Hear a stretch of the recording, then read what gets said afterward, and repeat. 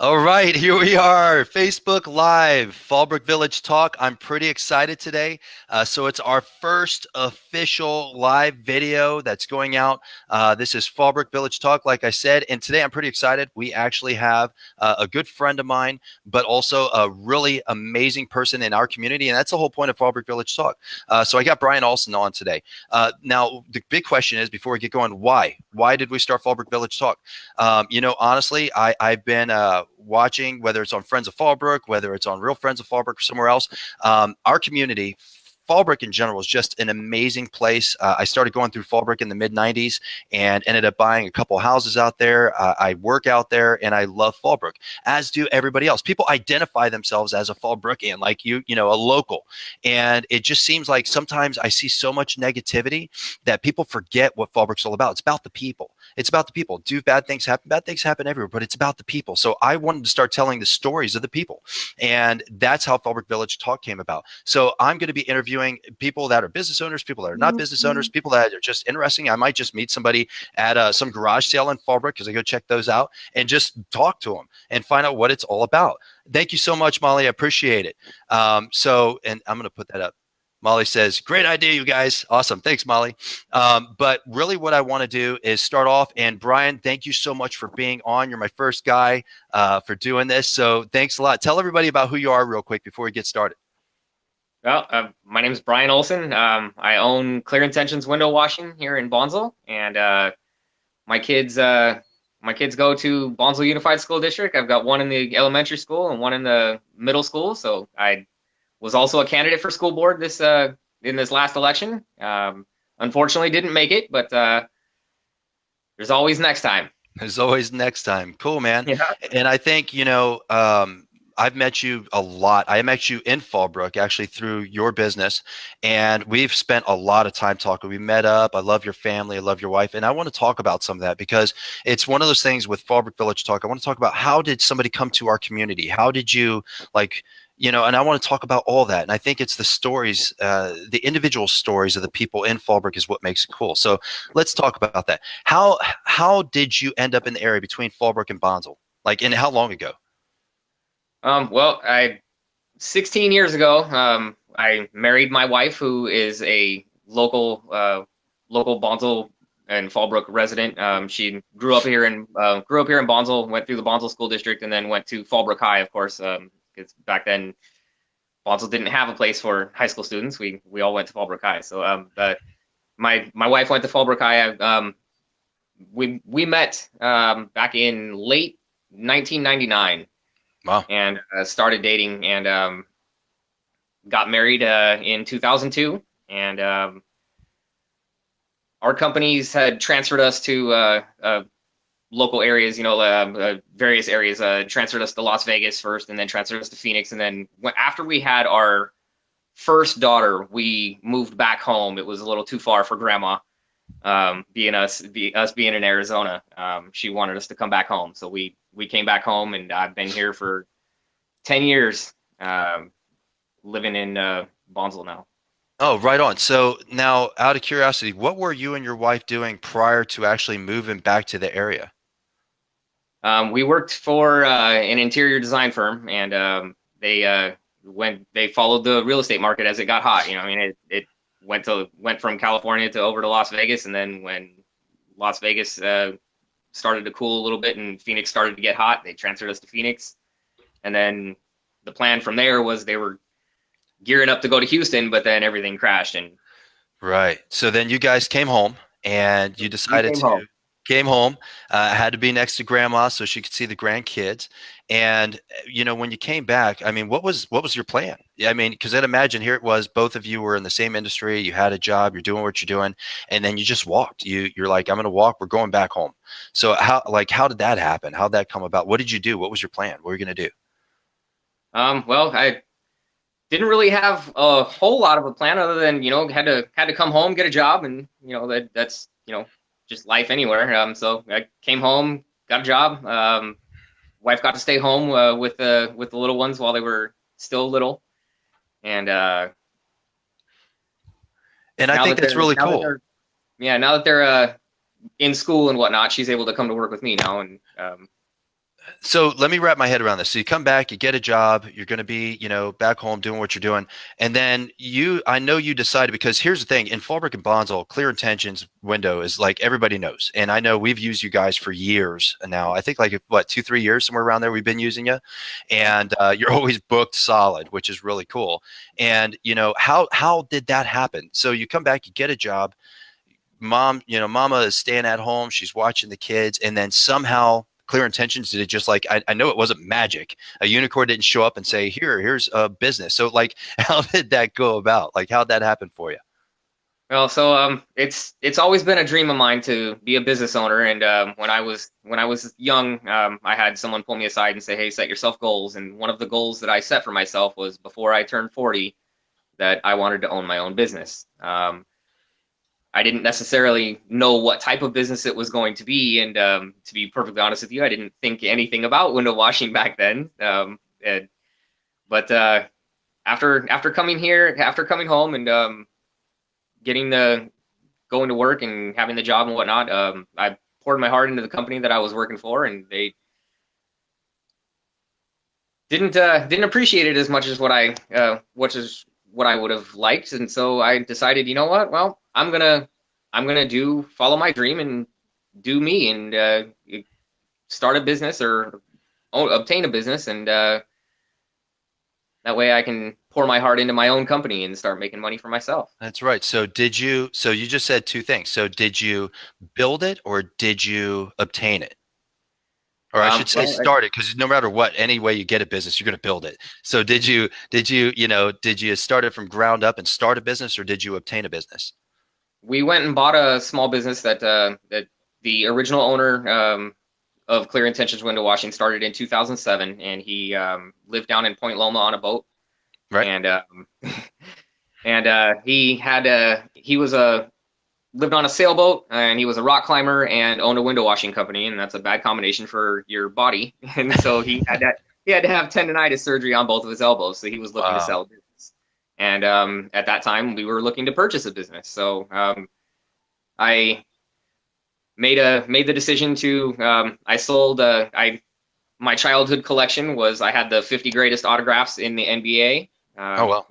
Bill Russell, Michael Jordan, Kareem Abdul-Jabbar, all those guys had the 50 greatest autographs in the NBA. I sold that in order to put a down payment on buying Clear Intentions window washing. And we worked with him for about 6 months just to make sure that it was the right fit for us. And he wanted to make sure that he was selling to some good people. This Right. was his first business, and it was kind of his baby. He wanted to make sure that he wasn't selling to some Yahoo with a squeegee. So, and to be perfectly honest with you, before we had decided to go into this venture, I had never washed a window. My first window washing experience was with him on the job. He took me to one of his customers' houses, and I So washed windows, and turns out I was pretty good at it, and got to learn from he was a good trainer, and got to learn from him. And 6 months later, we decided to move forward and close escrow. that's so cool. So here it was. You had never washed your window. You didn't know anything about windows, but you knew you want to start a business. You knew you want to be at home. You knew you want to be your own boss. And you decide to sell off your childhood collection to come up with enough money to make a down payment to purchase something you've never done before. That's a lot of faith. Yeah, That's a lot of faith. And what's cool, you did it in your hometown, which is really cool. Okay, so you do that, and here it is. Years later, you have, in my opinion, one of the best, if not the best, window washing company in the area. So I'm glad that you did it. I appreciate you, and I'm glad you had the courage to actually step up and do something like that for yourself. That's cool, man. yeah, it's been a lot of fun. It was really scary at first, I mean, going into the unknown, never owned a business, having never done anything like window washing like that before. And, and here you are, here's a 28-foot ladder, get up on it and get going. And so I did, and it turned out it was good. We bought it in 2013, and then in 2014 and 2015, we won the award for the best window washing company in San Diego. That's so cool, man. So that's all of San Diego, like all of the whole county? Right. Wow. Wow. Yeah, I didn't know that. Yeah, we were really blessed to that we got to learn from a good guy, and it was to our benefit that coming in as people that hadn't done it before, we were able to sit back and watch somebody who was already good at it and say, okay, well, what aren't you doing? How can I improve on what you're doing?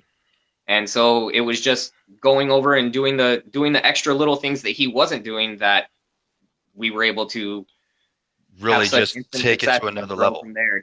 We took it to a totally different level, and we've since tripled what he's been doing.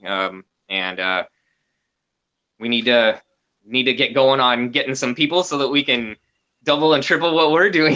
Absolutely. Well, so you could service more people, I'd Yeah, imagine, yeah, so because right now I think it's what's cool. I work with my wife. And to my understanding, you work with your wife as well, right? that's correct. Dude, that to me, that is just really, really cool. I enjoy now, granted, there are days because I work with my wife. I don't know if now maybe you two are different. I don't know. But there are days where sometimes working with my wife is challenging. It is challenging as opposed to saying, I'm the boss. I don't care what you think. I have to say, I'm not the boss. We are the boss. And I am not wanting to talk about this. However, I know we're going to work through it. So let's go. Let's start talking about it. So, I mean, how has that been for you? I know I love it. I love working with my wife.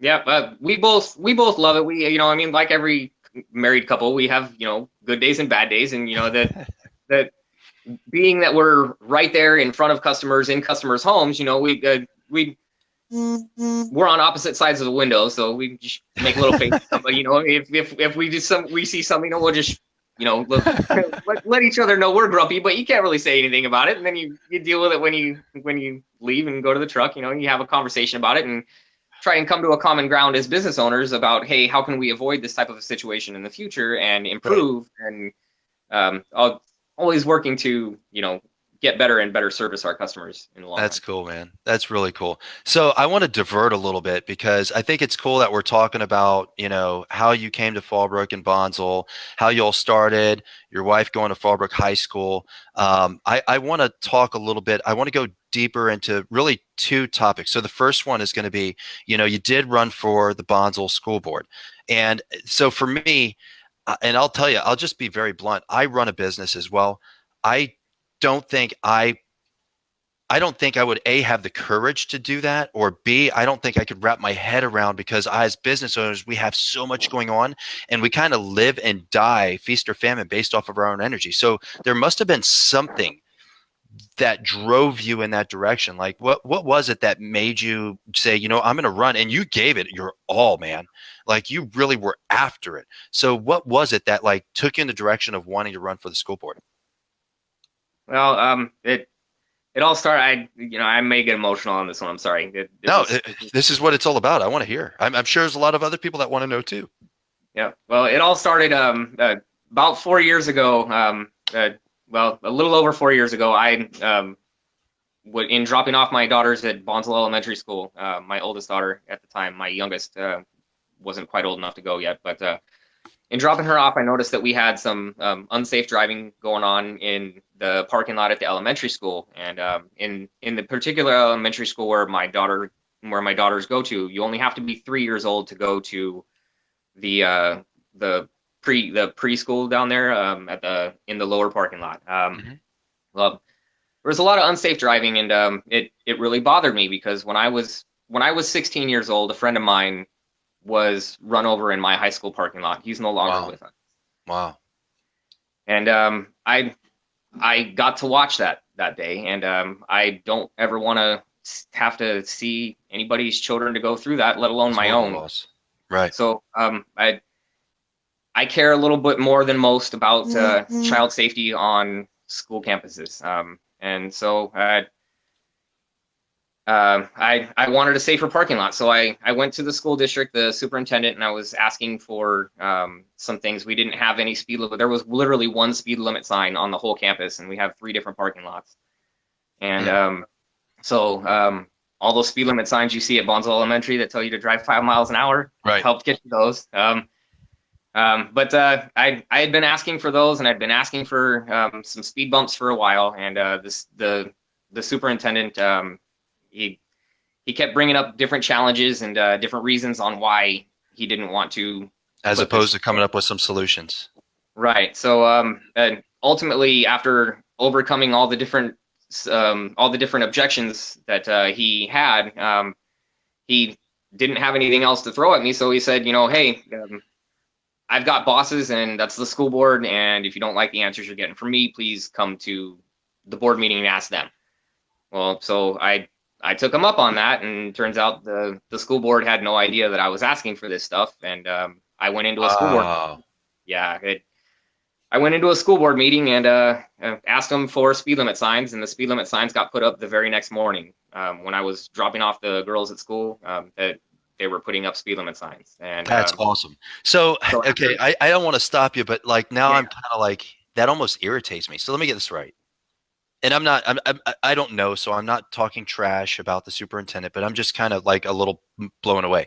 So superintendent, here it is. You've gone out of your way. You're communicating. You're talking. You're asking questions. You're driving. You're willing to engage. And the superintendent is basically passing the buck and say, "Hey, it's not me. It's somebody else. I got bosses. It wasn't my choice. You should do this." So you take him up on his challenge. You say, "You know what? I'll take your challenge. I'll show up. I'll go talk to the board." You talk to the board, and the board's like, "Well, we didn't know, and that's fantastic." And they make it happen. Yeah, they literally put the speed limit signs up the next day. I was so grateful, and unfortunately, I knew because of the experience I had when I was growing up. I knew that the signage wasn't going to be enough. People don't pay attention to that kind of stuff. Right. So I knew that I was going to have to go back and ask for speed bumps. And so after a month later, when I went back to the next school board meeting and asked for speed bumps, I went in there. I had a plan. I had a cost. I had everything worked out. Oh, wow. And offered to even raise the money if money was an issue. I offered to raise the money, and of course, I would have made the first and probably largest donation to that contribution. Right. But they all approved for it to happen, and the superintendent said, "Okay, well, I'll put it in over the summer." And they said, "No, you put it in before the next board meeting. You put in the speed bumps." And that's awesome. They did, and those black and yellow speed bumps are black and yellow because that's what I'm known for here in town. Right on. So here it is. You went and fought the good fight, and you won it, and it was for the safety of the children. So what was the next mental step? It's like, okay, so I did this, I won, I see how it really works. Now I want to join the board. Like, how did that come about? Well, so in attending the board meetings, I started to see things that our district faced quite a bit more challenges other than just safety, other than just child safety. It was we have very real financial issues that needed to be looked at, and the superintendent at the time. We have a new superintendent now, for just so everybody knows. The new superintendent, awesome. I love this guy. He's great. Right. The last superintendent at the time, he was very frivolous with our taxpayer dollars, and blew through a lot of money in a very short time. And so the district's finances have been in decline for the past 7 years. And I think that as much as I like to say, the superintendent was frivolous with the money, the board has to approve all the money that he spends. And so I think that we needed some change on the board.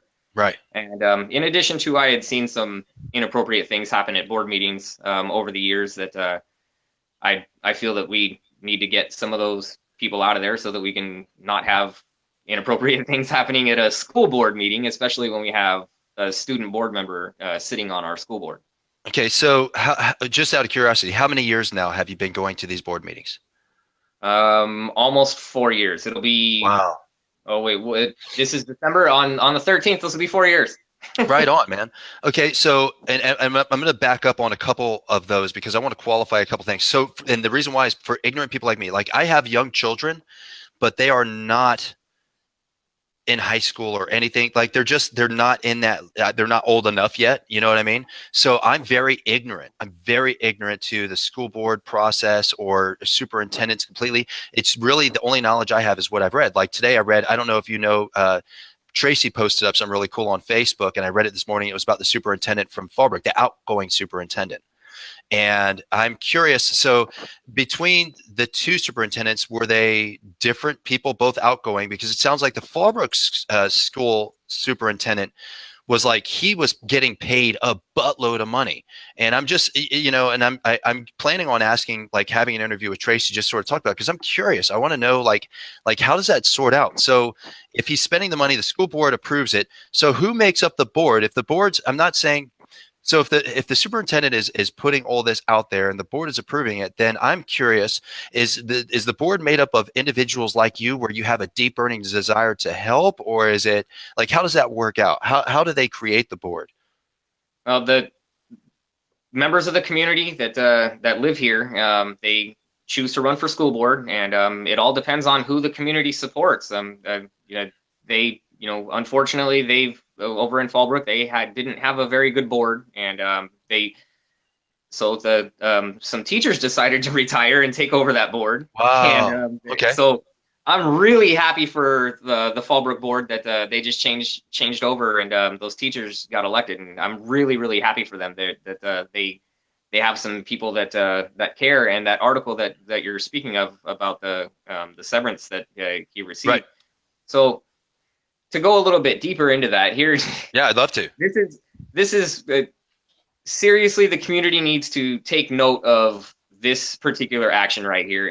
But see, this is the thing. And I don't mean to cut you off, but this is true. This is the thing. This is the big reason why I want to start Fallbrook Village Talk. A lot of the community doesn't know. A lot of the community, they aren't. It's almost like what do they call it, the reticular, right? I have a Jeep. I see Jeeps everywhere, and I think being able to present this kind of stuff here, or have that's why I want to get a couple experts on. So I want to know. Like, we don't know. I don't know. So please tell me everything. Tell me what you know. So the outgoing board members, when they saw the outcome of the election and that they were getting creamed by these teachers and they were going to be gone, at last board meeting decided to not accept the outgoing superintendent's resignation and instead fire him wrongfully so that they would have to pay the severance pay. It was a spiteful thing and a very, very, dare I say, dirtbag thing to do. And the community just needs to be careful and make sure that they are electing the right of people to the school board, the people that care about kids, and not people that are there with political agendas and people that are going to do spiteful things on their way out like that. I mean, that was really, really wrong to do that. And I really hope that if there's any way that the new board can overturn that decision and make that happen. I don't know if that's possible. I just learned about it from reading the article today. Right. That's a really, really bad thing to do. You think? And and so people need to be careful who they vote for. I mean, So let's talk about that, because here it is. You've been experiencing it for 4 years. You've been in it for 4 years. And on top of that, you just ran to be on the school board. So again, I'm another ignorant person. I'm an ignorant voter. I'll be honest with you. When I go in and I vote for those types of things, because I'm not in it, I would like to hear from somebody like you that's actually in it. Like, how should I research, or how should I look into somebody? How should I vote? Instead of saying, well, the community should just pick better people, like, how can we become more educated so we can pick the right people to ensure that our school system not only is good, but it's going to continue to thrive? Because I'll be honest with you, the Fallbrook school system scares a lot of people that may want to move to the area, and actually has made a lot of people move out of the area. So I like, what do you think? How should somebody research or get involved so they can vote appropriately to have the right people in those spaces? I would say, just if you don't know, just try and do as much research on the people as you can. Elect people that care about kids. I mean, in our recent election, we had a gentleman that ran his campaign, frankly, on, hey, I'm here to make sure that a high school doesn't go on Gerd Road.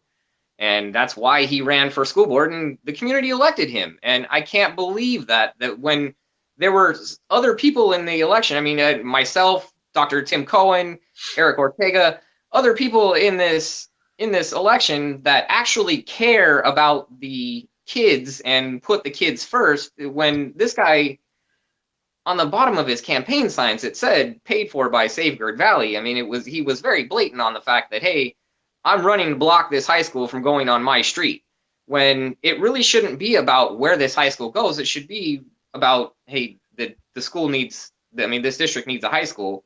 Right. Let's build it. Wow, so But doing it literally it's somewhere, the not in my backyard type people that, oh yeah, way to go. Yeah, okay, so I hear you. I think, prior to the next election, maybe we sit down and actually like talk about that. We actually put it out to everybody and say, hey, be ready. Pay attention to who's out there. I've thought about that. Like maybe the next election, we actually have everybody on and we talk about what they deeply believe in and put it out there to the community so people can be educated on the individuals that are affecting the community.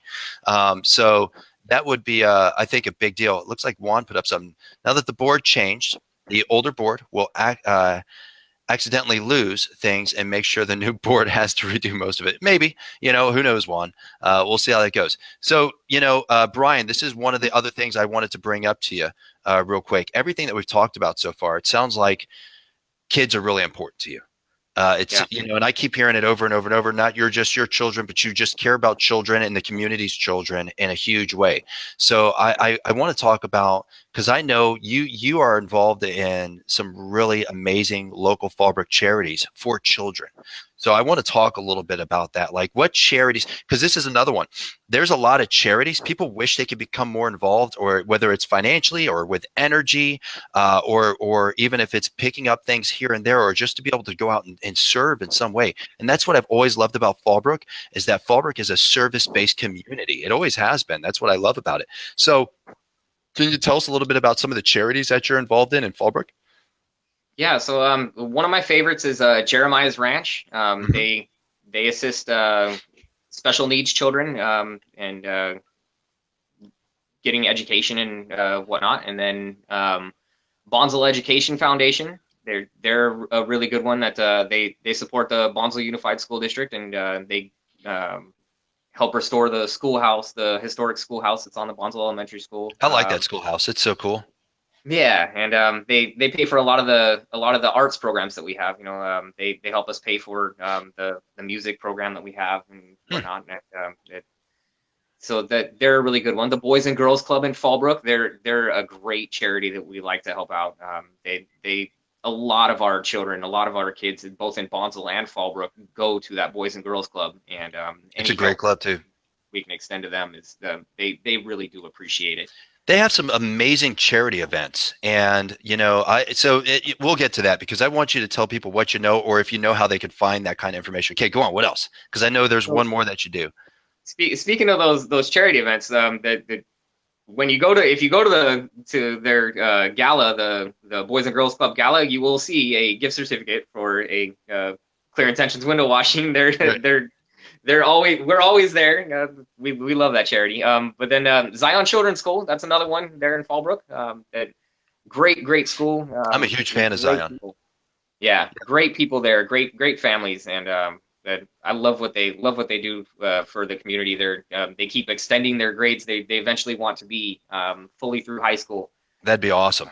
Because Yeah. I know our kids. So we looked at Zion, and then we ended up going with Christ the King for preschool with both of our children. And I mean, the thing is, both programs are awesome. I'm a huge fan of both of them. So yeah, right on. So is that all of them right now that you're kind of engaged with? Those are all the local ones The local that ones?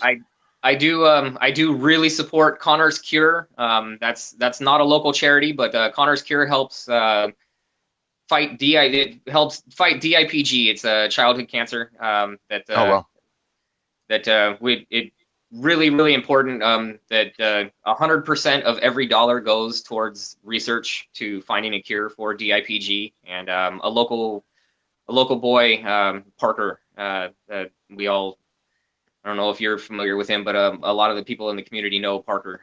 yeah. Tell me the story. Well, Parker was diagnosed with DIPG, and he's no longer with us. But he had a big party, and brought opened the eyes to a lot of us in the community, and opened my eyes to Awesome. get involved and find the right charity. I'm real big on charities that a big bulk of the money goes just towards doing the research. There's a lot of charities where only 10 cents of your dollar goes towards Right. actually Right. doing anything, and the rest goes towards advertising. Well, Connor's Cure is the one where 100% of every dollar goes towards finding a cure, and all the advertisements that you see on the WWE network and on ESPN for Connor's Cure, that's all donated time. And they're all volunteers that work there. So That's cool, man. So I great. want to go back and talk about each one of these real quick. Jeremiah's Ranch, you said you're looking at special needs children. They help them as far as education, things like that. If somebody wanted to try to get involved, could they reach out to you to learn more about Jeremiah's Ranch? Absolutely. Cool. Absolutely. So, and then one of the other ones that I definitely want to talk about, whether it was Zion or also Boys and Girls Club, same thing. So if somebody wants to get more information, could you definitely point them in the right direction? Oh yeah, absolutely. Absolutely. Okay. For our, when I look at Bonsall, like I told you, to me, the friendly village is Fallbrook and Bonsall. It really is. And they're hand in hand. So when you talk about the Bonsall School District, if somebody wants to get involved with that or also that charity, can they reach out to you as well? Yes. Yes. Okay, awesome. Because I'm going to make sure that when we close this thing out, what is this? We have, oh, this is so cool. That's so cool. Grateful for people like you guys. Thank you and Merry Christmas. Thank you so much, Jess. We appreciate that. Thank you. Oh, and it looks like we got one more. Here we go. Both of you gentlemen have helped Zion and the school families are so grateful. I love all the local charities that you are at our fingertips too. So thank you so much, Molly. I appreciate that. So when we start to button this up, I want to make sure that people know how to get a hold of you, whether they want to get their windows washed, if they just have questions about the school board, or if they want to talk about how they can be involved in charities, because I think that's something else I want to start. I want to do some interviews with local charities, because I think there's a lot of people in Fallbrook, and I've said this, the heart of Fallbrook is beautiful. It's people, and the people in Fallbrook, they genuinely are a service-based community, in my opinion. I would like to be able to start exposing a lot of these different charities, these different places where people can get out and serve, where they can get out, and whether it's energy, whether it's time, whether it's money, whether it's stuff, whatever it is, there's a lot of people, especially right now in the holiday season, there's a lot of people that are in need. There's a lot of people that they don't need right now, but one day they will. And I think that's definitely, and it's almost one of those things where sometimes it's easy to turn a blind eye. So you talk about the very first one, Jeremiah's Ranch. It's easy to turn a blind eye if you aren't directly affected by it, but who's to say you won't be? Who's to say you can't be eventually, and if it's something that touches your heart, get involved. What is this right here? It looks like Juan jumped up on something. I love how Brian will clean the windows, then share with you any fixes that may need to be fixed to help keep the windows looking great. I recommend it clean. Yeah, I'm a huge fan too. I highly recommend you guys. And it's true. You go above and beyond. You've done my own personal house a few times. And because I don't wash windows at all. Like my house always looks horrible. So real quick, if somebody wanted to reach out to you and they want to talk about whether it's the charities, whether it's getting involved in a local school board, whether it's getting educated about the people that are out there and how they can create or help children, if it's about charity, whatever it is, how can people get a hold of you? Well, you can contact me on Facebook under, just my name, Brian Olson, and or my Clear Intentions window washing, our telephone number, 858-232-8212. You can also text that number or email us at info@clearintentionswindowwashing.com. More than happy to talk to you about anything. I'm an open book. I'm the guy that'll give you real talk about whatever you want to talk about. And I love this community, and this community is really. I grew up in big city LA, and so moving here, it was a big change for me to come to what this is like Farmville to me, and, and so it was a big change. I went from living next door to an apartment complex to living next door to a bunch of chickens and horses. But I've grown to love this community, and it's a real small community. I feel like everybody knows everybody, and I was so touched when I ran for school board. I mean, everybody made me feel like a celebrity. Like everybody knew me. They're like, "Hey, you did I know pretty darn well too, right? You did really well. I mean, I was watching. Yeah. I honestly think that if we had fewer candidates, I think I would have made it. But I think that it was a really tough decision for people to choose between either myself and Dr. Tim Cohen. I think that if you would have taken either one of us out of the equation, I think that that either him or myself would have been there. Well, That's maybe something to talk about leading into the next election cycle. You still planning on doing it again? Yes, I do plan on doing it again. And hoping to represent the Bonsall West area. That we're drawing some district maps. We're going through a little bit of a change where we're going to break it up into district territories and have people run for different territories. But hoping to represent the Bonsall West community and get ourselves some safer schools and get these finances under control. Right on, man. Hey, Brian, thank you so much for being on. Just hold on a second, because once I go ahead and log out, I'll just talk to you right offline before we get going. And everybody else that's watching Fallbrook Village Talk, whether you watched us live or if you watched a recording later on Fallbrook Village Talk on Facebook, or if you saw us on Real Friends of Fallbrook, or if you saw us on Friends of Fallbrook, either one, I just want to say thank you. I hope you understand what we're trying to do. We really just want to start telling stories of people in our community. It's not always going to be business owners. It's just going to be people. We just want to talk about, I think it's just an opportunity to bring the knowing, and when we originally started doing this, I was telling Brian earlier, my original idea was we were going to do like fireside, chats. It was going to be sitting down. It was something that you could do. You could just connect with and listen to and be engaged with.